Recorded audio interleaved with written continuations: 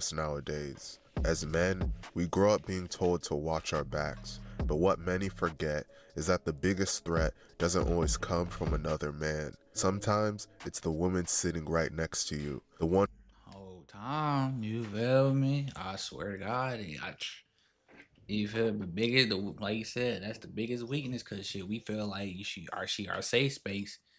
You feel me? We vulnerable around them. Meanwhile, they could be the first ones to get us gone. You feel me? Especially if you a street nigga, hood nigga, bro. That's the top three things you gotta worry about: your own and ops, police, and females. You feel me? It's wicked out there, bro. That's why you say you can't trust them. who knows your habits and weaknesses. They don't come kicking down doors with guns drawn. Hell Instead, no. they smile, flirt, and You lure you feel me? into a trap. In today's video, we're looking at 3 cases from the city of Jacksonville where women played the role of bait, setting up Damn. men to be ambushed and ultimately killed. These stories reveal a darker side of loyalty, desperation, and betrayal, showing just how dangerous the wrong connection can be. But before we get into the video, please be sure to like, subscribe. The first story is about a woman named Feliza Lopano who set up her Feliza ex-boyfriend, Lopano. a man named Eddie Brown. Eddie Goddamn. was a hometown hero in Jacksonville. A gifted athlete, he played for Arlington Country Day School and helped lead them to a state basketball championship in 2005. People who knew him back then remembered a young man full of energy and promise. Sadly, his basketball career was cut short after he got into an accident and could no longer play at a high level. This left him having to find a new identity and path forward in life. As we all know, it's very difficult to make ends meet in this world. So Eddie ended up resorting to selling drugs, and that's where his ex-girlfriend Feliza comes into the picture. Eddie had done a lot for her in life. He helped her with her hard drug problems and got her to stop prostituting herself on Backpage. She wasn't some What, bro? So you got a shorty that had a drug problem and she was out here selling that Cuda cat, and you wifed her? stranger. Even though they eventually broke up, Feliza still regularly bought weed from him. To Eddie, she was familiar and safe. To her accomplice, a man named Blair Terry, she was the key piece in a deadly setup. On November 7, 2016, Eddie rented a room at a small Westside motel on Ramona Boulevard near Lane Avenue, a part of Jacksonville well known for drug activity. That night, surveillance cameras captured the beginning of the betrayal. A white car pulled into the motel lot. Feliza was driving. Blair Terry sat in the passenger seat. Feliza got out, walked into Eddie's room, and convinced him to come outside. To Eddie, this was just a link up with someone he trusted, but outside, the trap was already set. The two walked to the car together, and moments later, Blair joined them. The 3 of them drove off. That grainy hotel footage would be the last time Eddie Brown was seen alive. Not long after, a passing driver spotted a man lying in the street. Eddie had been shot execution style, a bullet to the head. He was rushed to the hospital, but there was nothing doctors could do. Police quickly zeroed in on the suspects. Forensics tied Feliza and Blair to the white car. Both were eventually arrested and charged with murder. Ultimately, Blair Terry was convicted of first-degree murder and sentenced to life in prison without the possibility of parole. Feliza Lopano, facing the weight of her role, pled guilty to second-degree murder. For agreeing to a plea deal instead of taking it to trial, she was sentenced to just 13 years in prison. What's most sad about this is that Eddie was just 31 years old, engaged, and had a 3-year-old son. Damn. The next story is about a woman named Shanna Gardner that set up her ex-husband, a man named Jared Bridgen. Jared and Shanna had once shared a life together. They married in 2010, built a home, and had twins, but their relationship quickly soured, leading to one of the most bitter divorces in Jacksonville's court system. By 2015, the marriage was over, but the hostility never died.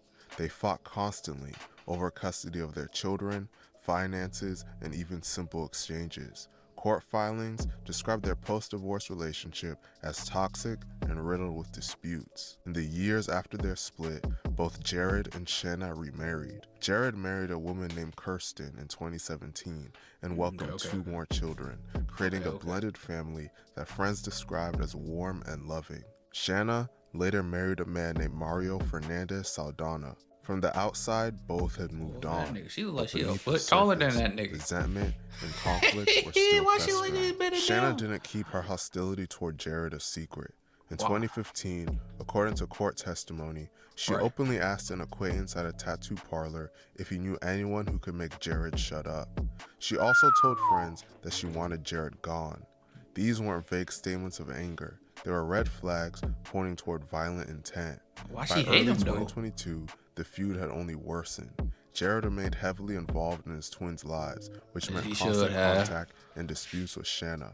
Right. Prosecutors later argued that Shanna and Mario saw Jared as an obstacle to custody, to financial freedom, and to their ability to move forward without him, and so a deadly plan was set into motion. On February 16, 2022, Jared drove his twins back to Shanna's home after a routine custody exchange. Riding with him was his 2-year-old daughter from his marriage with Kirsten. As he Right. made the drive back to St. Augustine, he turned down Sanctuary Boulevard, a wooded road in Jacksonville Beach. There, a tire had been deliberately placed in the middle of the road.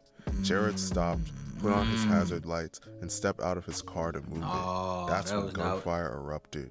He was shot multiple times, collapsing and I ain't gonna lie, my boy. I would have just drove around that motherfucker.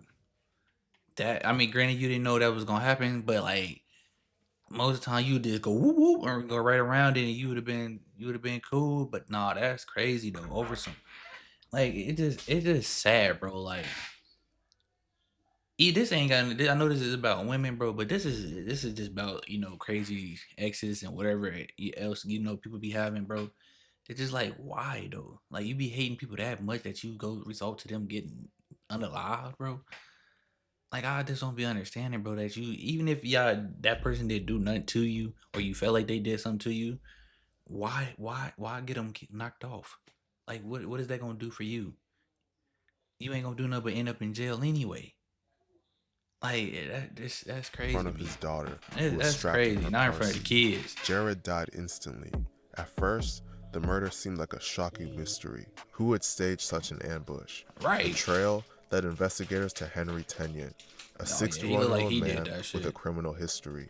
His blue Ford F-150 pickup truck had been spotted near the crime scene, and when police searched his home, they That found nigga weapons and evidence that tie him directly to Jared's killings. he ain't get Ballistics rid of none of confirmed the that shell casings evidence. from the scene matched his gun.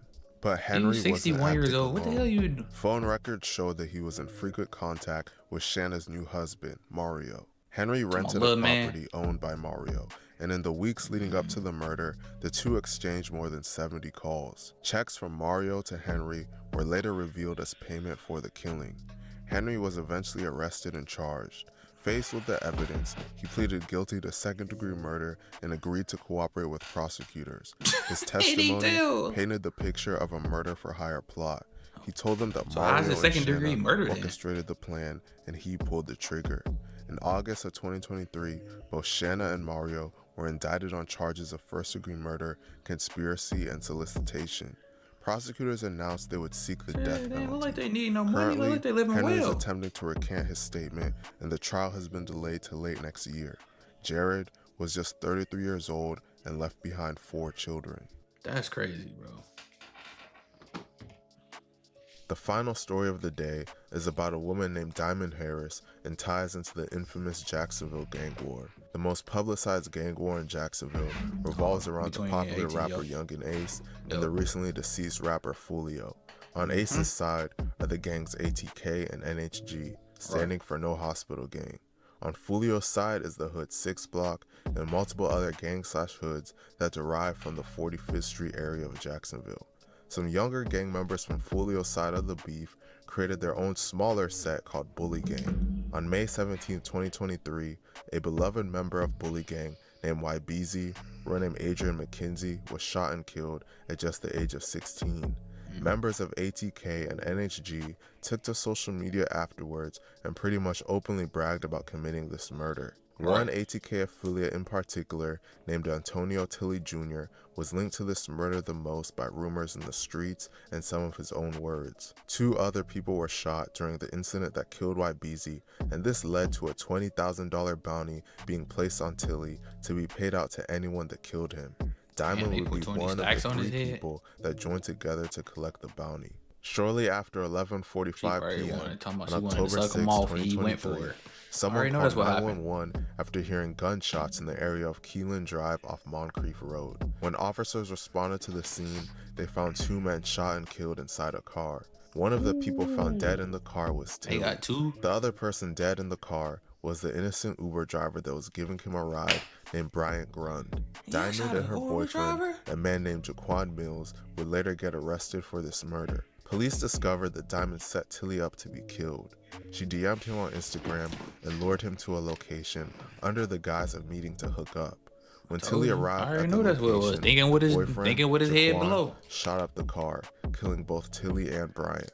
What began as an accessory charge quickly escalated. Diamond was eventually charged with 2 counts of second-degree murder. If convicted on all counts, she faces the possibility of life in prison. By mid-2024, the investigation widened further. Police arrested a 3rd suspect named Jimmy Robinson, whom they described as both a lookout and a getaway driver. Robinson was also accused of supplying one of the rifles used in the killings. Tilly lost his life at just 19 years old, and Bryant was That's an just an innocent innocent Uber man driver. trying to do his job. Man, stories like these make dating a relationship seem scary. RIP to Eddie Brown, Jared Bridgen, Antonio Tilly Jr., and Bryant Grund. On me, RP to all them people that lost their lives, but like, yeah, bro, it's like I say, yeah, sad as it say, bro, yeah, shit, women, you know, they think, like you say, you think they vulnerable with them, should they be the first ones to get you gone? And it's sad to say, man. You feel me? Some of y'all gotta stop thinking with your head below and think with the head up top, especially if y'all in the streets or whatever y'all doing, got ops and all this and stuff. You feel me? But y'all like and comment, let me know y'all thoughts on the video, man. I catch y'all on the next one.